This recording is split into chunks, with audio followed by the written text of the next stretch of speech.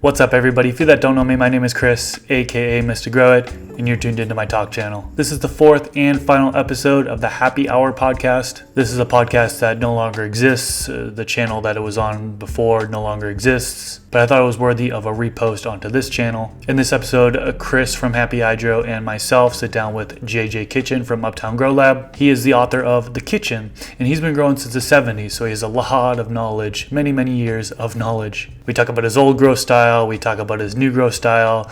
He's got several funny stories in this episode that he talks about. We talk about miscellaneous topics like spider mites, LED grow lights, and some other topics. No video in this podcast, just audio. Hope you still enjoy it. And then next Saturday, I will resume the Garden Talk episodes, and that'll be posted every Saturday from here on out. Okay, let's get into the episode. All right, we are live, and I am joined here with JJ Kitchen from UptownGrowLab.net. And I've got the host here. I'm the co-host. We got Chris from Happy Hydro. How you guys doing today? Good, fellas. Good. So today we're going to learn all about Jay. And all about Jay all the time today. So we'll get into the nitty gritty. But first, if we could just do like a kind of like a high level like background on you, just real high level, kind of who you are. Yeah, sure. I'll give you my elevator pitch. All right.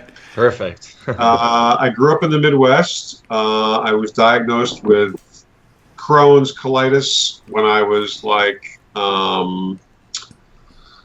probably 13 or 14, in that range.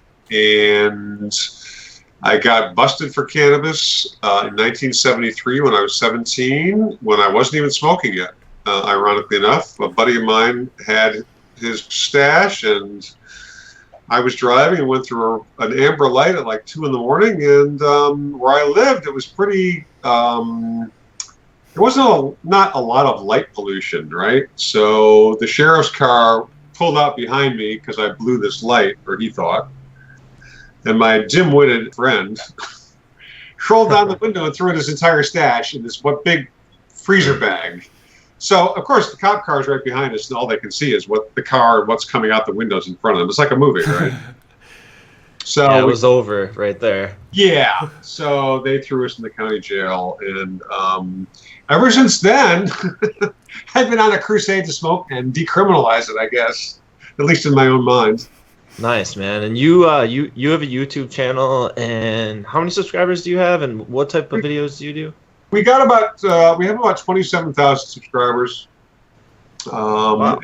Yeah, we're pretty happy. I mean, I really started doing it hard about 1.5 years ago. I moved out to Seattle from New York City with my wife and one of my daughters in December of 2015, and I'd kind of made a vow that year as a New Year's resolution to like do a video a day.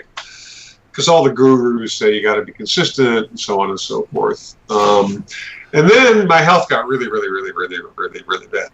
My Crohn's disease came back with a vengeance. And really long story short, I had a colectomy, which is where they take out part of your colon. And they gave me a colostomy bag, which is basically you poop into a bag. That was last May. And then they put me on. That's really recent. Yeah. Yeah. And then but thank God, I think with the Humira and a lot of herb and in its various forms, right. They reversed it. So they closed me up in December, and now I'm fatter, I've actually gained weight for the first time in a long time. But you look good. You look happy. Yeah, you look good. You look really good. We're excited to have you here, and we're stoked we're stoked to hear that you're living your dream here with this YouTube channel. It's awesome. If I could make some bread off it, it'd be even cooler. But they have this whole new algorithm thing where very few people who do any kind of what even is semi-controversial get any kind of mainstream advertising money. So they don't let me monetize about 90% of my videos. So it's still. A lot of people think that cannabis is like liberated, man. Well, it's not. Right. As federal, you're going to have to deal with a lot of restrictions, and you have to be really creative. And I'm not a big business. I mean, I'm just, I'm a retired attorney, like I was telling you guys before we went on. I'm a retired administrative law judge out of New York. And I'm not really making much money at this point. I'm really doing this for my passion. And that's how the book, The Kitchen, that we did came about. It's really a passion. Yeah, I was going to ask you about your book. Tabletop Book, right? Give me a second to light this up and I'll grab a copy. All right, so this is the book. Look at that. I wrote it with my growing partner, Tweezy, Uncle Tweezy. Uncle Tweezy. And, Uncle Tweezy from New York City. Exactly. So, I mean, it's all the photography is mine. Whoa. Beautiful. We won a couple of independent book awards with it. We ran we highlighted about 20 strains that we grew from about a dozen different breeders from around the world. Wow. And this book actually is signed by George Clinton from P-Funk, Parliament Funkadelic, and most of the members of his band. That's so cool. Yeah. Yeah, that's incredible, man. Yeah. So that was a labor of love, which kind of fucked up my financial world because I self-published it. It was expensive? It was expensive. Yeah. It was what it was. It cost some bread. But, it's a beautiful... I mean, Ed Rosenthal's got in his front office, and that's the book that they aspire to produce, which they're never going to, but that's their book, Are you still selling it? Is it available anywhere? It's available on the website. It's available on Amazon. People just have to type in on Amazon. If they search for Uptown Grow Lab, it'll come up. And just so you got our website, uptowngrowlab.net, it's right there. So. Awesome. Nice. All right, so let's bring it back. Let's kind of reset here. I want to know, how did you first get into growing? Like, where did it all start for you and growing? I started my sophomore year of college. I had some like 4-foot long fluorescent lights, which I popped in some grow tubes. This was 1974. Is this in the dorms? No, I lived off campus my sophomore year, and we had like a duplex. With bedrooms were in the basement, so I had a little corner of my bedroom set up with a couple grow lights. And, it was all Mexican brickweed, seed, that kind of shit. Occasionally, I went to school in Boston. I mean, there's a lot of rich college kids there, there's a lot of smugglers there on the coast. So I kind of got into it there, and it was more of a hobby. I remember my senior year, we moved into this big apartment on Marlborough Street, which is like this really nice tree-lined street in the Back Bay. Sort of a brownstone, but not really. We had these huge walk-in closets in this crib. So I had like 8 plants. I had the lights up there, and I told my roommate to water them. With this motherfucker. Fluorescents? They were grow, sunlight tubes, whatever they called them back then. And the thing is, they weren't even grounded. So if you touched them the wrong way, you got shocked. What year is this? That was probably 78, I think. Yeah, Gotcha. 78. So I told my roommate to water the plants while I was gone. I took the LSATs and I went cross country with my girlfriend. The guy watered them once, and then forgot about them. So then I went. So they all died. I'm assuming that's the end of that story. Literally like toast. Yeah. But then I moved to New York City and I was growing. It was really bunk. I mean, I tried to find worm castings. I had heard a rumor that there was a nursery out somewhere in Brooklyn that had them. I couldn't even find the damn place. This was in the early 80s. And I had like a little apartment in the West Village, and I grew some plants, but, I used a lot of Miracle-Gro, heavy nitrogen. So it would spark up, and it would spark up. You'd see little things at the end of the joint, Right. And then I kind of pulled back. Nasty. Yeah, very. So then I kind of pulled back because I got married, and then I had kids, and it just wasn't practical. And then we went to Amsterdam, my wife and I and the kids, a couple of times. So I was hanging out at the shops. Now, long story short, I ended up setting up a grow thing in New York City for my own medicine. And then I got into it, and I had a little friend of mine called it the Sugarcomb Hideout. And it was a small studio apartment where I had like 2 grow tents, and then I had the kitchen. It was all this old plumbing and heating. It was horrible. It was really hot. It wasn't practical at all. We got bugs. I mean, I was doing it with a buddy of mine, and we used to have to get stripped down to our undies because it was so hot in there sometimes. In the apartment, or just in the rooms? Well, it was like a room. It was 2 rooms, like the kitchen, which was about 2 by. And then the grow room. Yeah, exactly.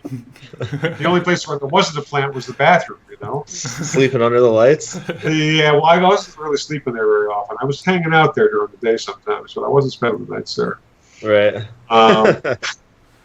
But so then something happened. I had a real asshole neighbor, and I just, I also wanted to get rid of the apartment, and then someone got murdered down the block, and I was coming down from the apartment one day, like a night that happened or something. And there were people talking to the doorman, and I knew these guys were cops. I mean, just look, there is plainclothes cops. They look like cops. I mean, not always, but in this situation they did. And I took that as a sign to get out. And it was funny because when that happened, I was actually transporting plants from that location uptown to Harlem. So I was sort of between runs, and I saw the cops hanging out, and I just held back. So there was that kind of, it was pretty weird how it all worked. But we found this awesome place uptown that had perfect ventilation. It was on the top floor, like 11th floor apartment, nothing around it. It was like sort of a tower. So it got great cross ventilation. It had no real neighbors. I just couldn't imagine growing in the city, in apartment buildings and with elevators and stairs and neighbors, and that must make it more difficult. It was kind of ballsy. I mean, definitely ballsy. A little terrifying a lot of the time. I remember I had a really bad fight with my wife. She was at the place where I was growing, and I don't know about how it is here or where you guys are at, but it's certainly in New York City. Domestic violence, they take you to jail. They don't even need to see. Pretty much. Somebody tells the cops that you beat them, you laid hands on them, you're out, right? You're in Rikers. So I'm sitting in this apartment with not a lot, but it was a lot. Certainly for a New York studio apartment. And we were having a real set to, and I was just really lucky. I mean, I have been a guardian angel, I think, or at least did. I mean, I've been punished for a lot in my life, but so far, no big issues with weed. Other things, yeah, no issues with weeds. Right, well, that's good. Is that where the name came from, Uptown Grow Lab? You just have to sort of be chill, as much as you can. What'd you say, Mr. Grow? Is that where the name came from, Uptown Grow Lab? Where it's Yeah. Oh, that's really cool. Exactly. Wow, that is a cool name. And it kind of because we were talking before about eclectic growing styles. I mean, I was doing organic when I hooked up with Tweezy, and then we went to hydro or aeroponics, and then deep water culture, and then we brought it all back to organic. And when I left the city, that's what he was running, and that's what I was running. Had been running out here for the last 18 months or so. Why did you change so much? Like, you just wanted to experiment, or? Well, I had this fantasy that I was going to make a lot of money growing in all these long tubular grow systems, like Aeroflows, or? Yep, exactly. Yep. So we had I think 8 Aeroflow machines going, and we did get some yield, but we were kind of we weren't really smart. We kept telling ourselves we got to grow just one strain, But we liked the plant too much. So we grew a bunch of different strains all the time. So you didn't, if you would have just stuck with one consistent, high yielding strain, you think you would have probably... Yeah, we would have killed it, I'm sure. Yeah. Are you using environmental controllers? Can you tell me what's going on now, in your grow room?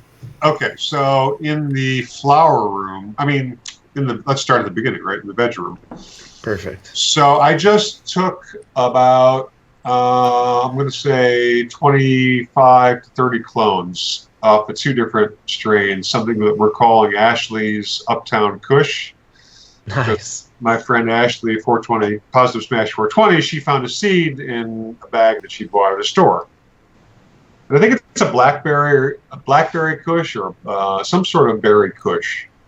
So we mommed her out and took like a bunch of clones off of her. And then I have something called Northern Monkey, which is a cross of Uptown Girl Lab's Monkey Boy Kush, which is essentially a Reserva Privata sour crossed with an OG Kush, if I'm not mistaken. And that was crossed with the Northern Lights number 5 from Bodhi Seeds, sort of totally by happenstance. So I got those. I just put them in dirt last week. And I'm watering them with Kyle Cushman's Vega Matrix. Is this under T5 lights or HPS? Yeah, or? Clones are they're under a CFL. Fluorescence. CFL. Okay, gotcha. Yeah, 1 CFL. They're all in 5x5s. We call them Dillons, the square pots. They're 5 1/4 by 5 1/4. Yep, I know exactly what you're talking about. They're popular for flood tables. Yeah, exactly. And they're like laying on a 3x3 card table. Nice. And do you have like a big tray or anything for runoff? I have about 4 different trays. Gotcha. 8 of those pots fit in 1 tray. So I've got 4 trays in the tent on the table. So this is stage 1. Your humidity, like, do you have to do anything to control that, or? Man, no, I don't. Is it in a basement or something where there's like cold temperatures, or? No, it's in. I have this little outbuilding where I live. It's an unheated, uninsulated. I'm pretty sure because it gets cold in here in the winter. Office space, basically. It's just a room. It's cool. Like about 175 square foot room. So I've got a 3x3 and a 4x4 foot grow tent, gorilla tents. So in the 1 tent where I've got the clones, I just put some seeds in some, they call them root riots. I think they're from, some grow company. Root riots, I've heard of them. Yeah, they're like little peat moss. Yeah, but they're pre-cut and they're already wet when you get them. Yep. Yeah. So I just put those 10 femmes in there, and those are underneath the card table, which also has another CFL hanging from it. So it's tiered. It's a duplex. Oh, okay. So that's in the 3x3, and I'm waiting for those to come up. We just put them in yesterday. And then in the other tent, I've got also, that's the bigger tent. That's the 4x4. This is probably a bill collector. I used to be a bill collector. Speaking of. Anyways, so the other tent, the 4x4, is the top half. Well, they're all like either plants that are from seeds or from clone. I've got a White Russian mom that I got from a seed from Serious Seeds in Amsterdam. It was a regular seed, and I did a gender test on them through Phylos Bioscience. And I cloned her mom. So I've got a room of about 20 White Russians that are flowering out now. Nice. Excuse me. So I've got about, how many plants do I have there? I've got 10 plants. They're in 3-gallon containers. Blooming or?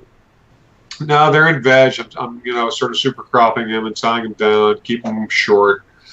I've got something called Guide Dog, which is from a guy named Nick Tops in Europe. He's Holy Smoke Seeds is his company. But this Guide Dog, the one that I did grow, was amazing. So I'm trying to see if I can replicate that with one of his strains. And I've just got some chronic, just so that when I cut, which is going to be in about 5 weeks, I'll have something to slide in. I'll put them in like bigger pots, and they'll really kind of get much bigger before I flip them. Can I ask you about super cropping? Can you just give the listeners a quick overview, as quick as you really can? I know it can get complicated, but it should. I don't know how you do it. Super cropping to me is just basically, squeezing the topmost generally stem below the flower, right? And just squeezing it to the point where you almost hear it crack, and if you let go, it'll just droop over, right?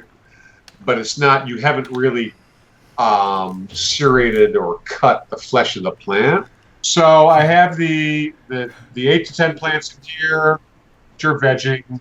It's possible I may bring them out of the to the outdoors, depending on Nice. what the next month or so looks like. I got about 10 outside already, and they're really loving it. Do you still do indoor bloom too, or no? Or I've got about 125 square feet in my garage. Nice. And are you using like umbrellas or air-cooled hoods or?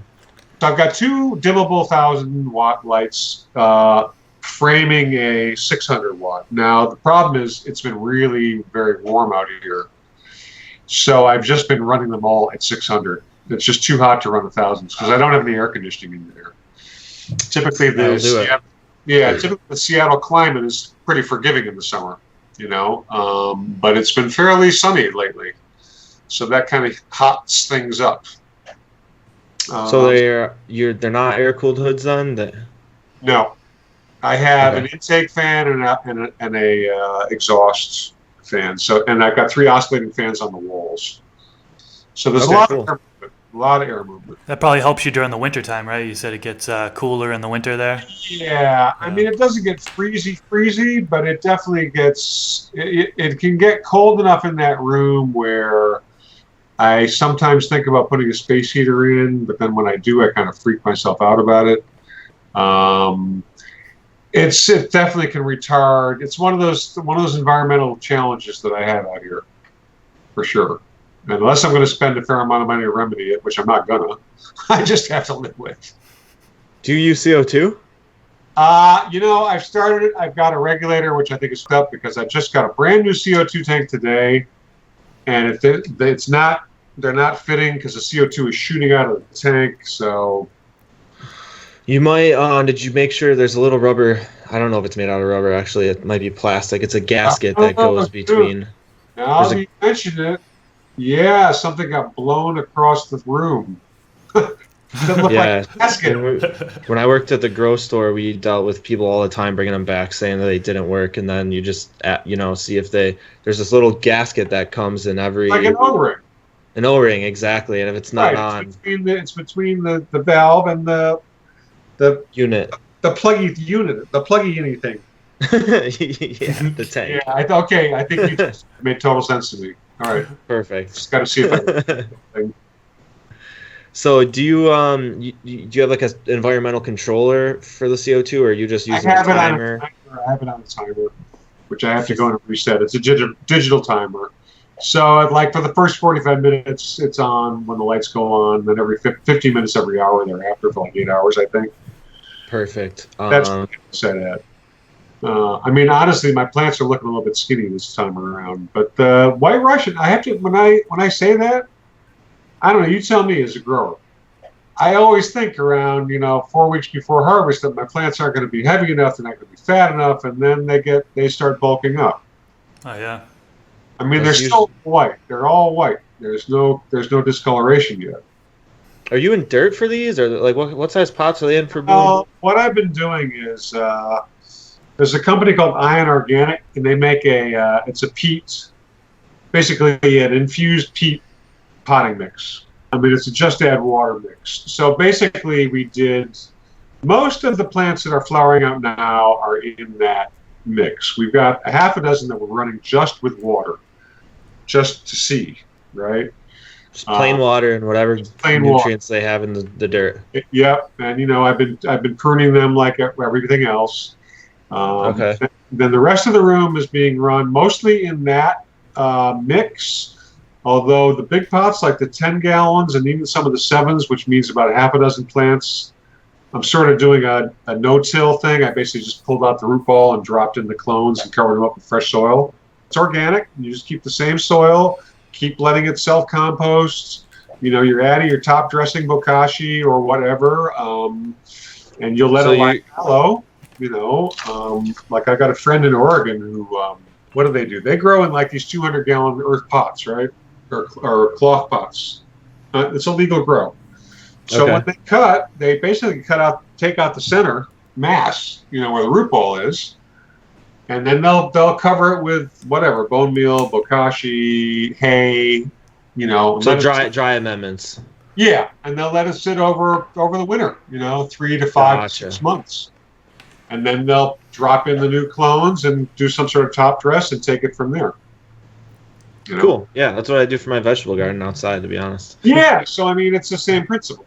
It's the same principle. It's just the problem I think with a lot of growers, and it's marketing, is that we are sold a lot of product that you really don't necessarily need. For sure. Even indoor growers don't need all the bottles. I mean, I'm just curious about Remo. One of my subscribers sent me an email about them. And he said you really have to watch it because if you do like 1 milliliter more per gallon, you're going to get burned, and I hate that. Well, that's the dangerous part about using multiple bottle systems is if you mess up one of the bottles and there's 6 of them that goes into a water mixture, then you just wrecked the whole mixture. And Well, really, I think don't know that's how you're going to fix it. I think it's also more. It has more of a deleterious effect if it's in hydro. Soil, there's a buffer there. Right. That's my feeling. No, I agree. You're gonna catch a break with soil. If it's in hydro, like a deep water culture system, water them in the day and go away and come back at night, you could kill everything. For sure. Everything up. So you're a soil grower, tried and true. Yeah, I mean, it's the real deal, man. I got earthworms. There was a hydro store in Seattle, what was it? Sodo Hydro. And apparently the law changed, so he wasn't getting a lot of business for whatever reasons. I can't remember. It's the 502 law. And so he basically went out of business. But he used to sell these worm castings that had live worms in them. They were the best. Yeah, that's cool. So what I do, there's a nursery down the street from me, and they sell red wigglers, in the 350 thing for $20, which is actually pretty comparable to some online from what I've seen. So I'll just go there and buy, $20 or $40 and just put a couple of worms on each plant and let them do their thing. How have I've never heard of this. That's awesome. No, if you're doing organic, you have to. It's so much cool. The plants love that shit. Do you do a teas? Do you make teas or? I do. I mean, I used to do it more from scratch. Now, I go to the shows and people give me tea mixes. Gotcha. Although I use Boo's Malibu compost tea, and also the one from Extreme Gardening. They've got a really good one. Now, when you're doing this type of growing, is there any bloom booster? Is there any, an organic bloom booster? Are you even thinking about any of that stuff, or is it just Dragonfly Organics makes a bloom formula. I'm always suspicious of that. I used it. You have to be. I used it in hydro, and we got these with my boy DJ DC, and we got these nugs, like rocks, but you couldn't smoke them. They were unsmokable. They wouldn't combust. I forget, we were using some shit that was probably outlawed in 14 countries. I don't know. Yeah, Paclobe butrazole is one that I've heard of. That's like a flower hardener that is popular and can have that effect. That's probably it. So I've been using, I did a trade. I traded my book for some fairly large bottles of Mammoth Pea. And you don't use very much of it. You see them giving it away at a trade show, grab a couple bottles. They give it away in 2-ounce bottles. I've used it. I don't really know if it helps. I'm not really convinced of its efficacy, but I got it. I'm going to use it. Yeah. I mean, how do you prove it? I guess you just have to do a side by side to really figure it out. And you know what? I really don't have much time for that. I don't have the space or the time to be doing I'll just use it. If it works, great. And if it does, I mean, it's not, as long as it doesn't hurt anything. Exactly. And my plants generally are freaking healthy. I mean, I had some spider mites at the beginning of the year. How'd you deal with those? That's a big thing. So I sprayed 3 different types of miticide or prophylactic, 2 or 3 different times in rotation. I used multiple products then. Yeah, I used Dr. Bronner's peppermint soap. And then I used some organicide, and then I used some green cleaner, I believe it is. Those were the 3 things that I rotated over about every third day or every second day, because you can't just spray them every single day because the life cycle of the bug is they lay the eggs, They hang out, then they hatch, then they do whatever it is. There's like 3 different stages, I think, of their life cycle. And it's a lot of work. I discovered these, pump spray bottles, which are freaking awesome. But it also, when you have a problem like that, you really have to strip as much foliage off of your plants as you can. So you have the least amount of surface area to cover with the sprays. Because the shit grows back. Sense. And people don't really, it scares them, understandably, when you strip a plant down to a stick, right? Yep. What kind of LEDs are you using? These are from a company called NuTech. I think it's NueTeck. If people go to my YouTube channel, there's a link in the description to the videos, and they can actually get like a 10% there we go. discount. They're strips, and they can be daisy chained up to 5. I've got 3 up and 2 down. And they emit like 25 watts per lamp, I think. Okay. They're like cool, temperature cool. They just don't get warm. They do not have any kind of built-in fans like a lot of LEDs do. And they're super light. I mean, they are suspended from the top of the grow tent by, the plant wire, twisty tie. Have you heard of these, Mr. Grow It? Sorry, I'm dealing with cat issues. My cat's messing over there, messing up the audio and stuff. Oh. Sorry, what are you talking about? It's just a different kind of LED. I mean, they're the only ones I've seen it. I'm sure other people may have it. It's just like it's a 4-foot or like 45-inch long strip with about, let's see. So they've got 8 lights, 8 small lights. I think the whole fixture itself emits like 25 watts. And it's got the purple Jupiter kind of look, but it's the plants, they really love it. I'm sold on these lights for vegging. Absolutely. Are they priced right? I mean, I know the pricing in the LED world ranges from super high to super, super low. If you build it yourself. These, I don't think you can have less than 3 of these if you've got a tent like this. And I think with the discount, I think they come out to like $125 thereabouts each, which is not horrible because you know what? You're never going to replace a bulb. Even if it's a CFL. I mean, CFLs are $60, right? So you can get a CFL fixture from Hydro Farm with the bulb, with all you need, for $60 on Amazon, right? So the LED is twice as much. It's cooler temperature-wise. It's lighter. It's just easier, and I think the plants like it more. Nice. That's awesome. That's my feeling. I haven't really done many clones under it, so I have to give you a disclaimer there, but I don't see why it would be a problem. Tell me, what's the biggest yield you've ever hit? And how many lights were you using? Probably like 2.5 pounds in like a 3-light room.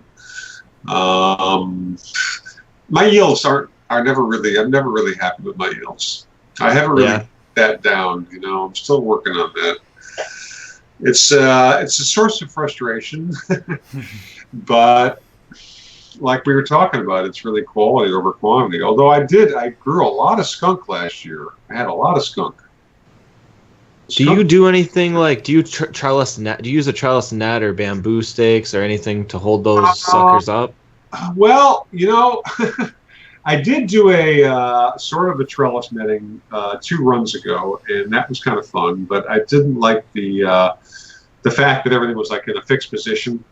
It made it a little bit hard to water, and I like to put my plants and move shit around sometimes.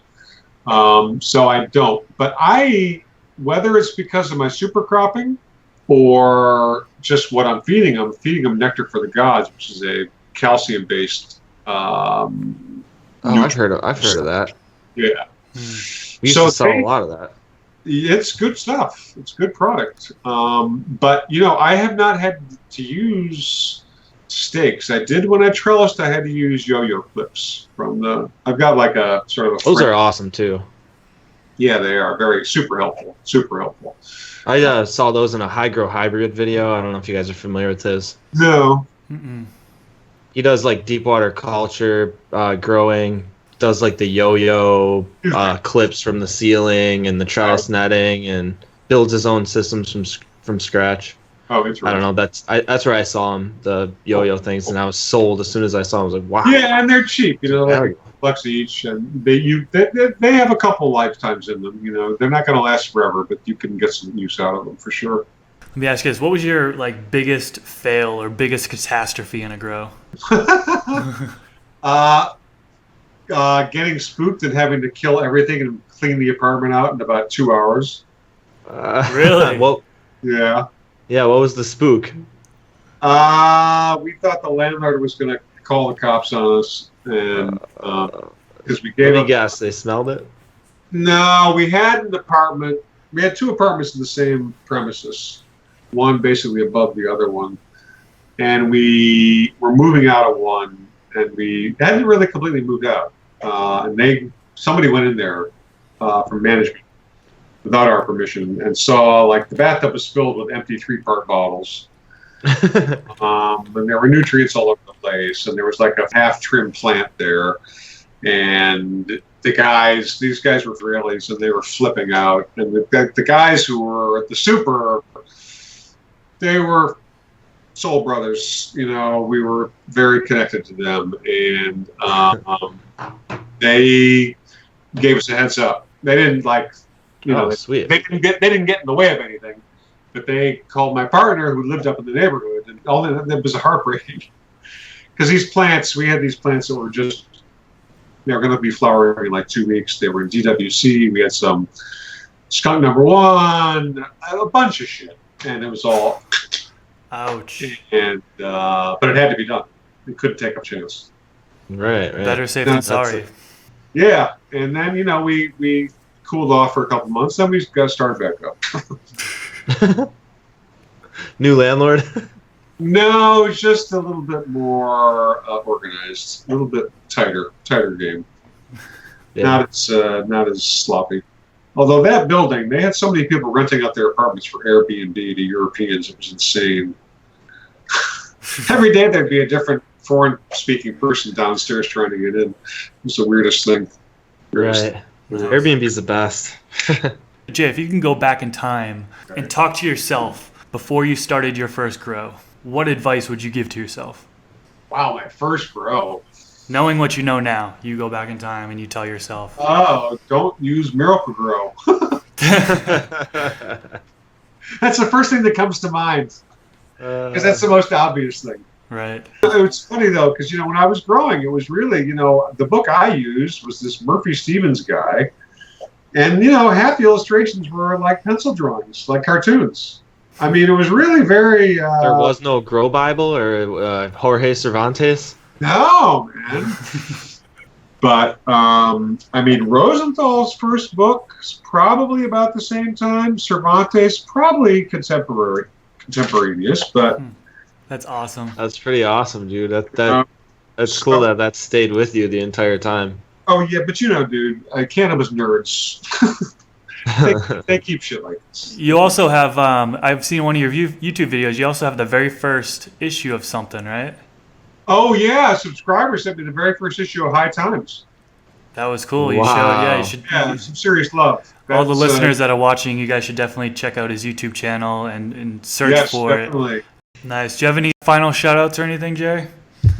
No, I'm good. Just, tune into the channel on YouTube and stay lifted, everyone. Hell yeah. Thanks a lot, Jay. Appreciate you coming on. Cheers, Thanks, man. Take care, brothers.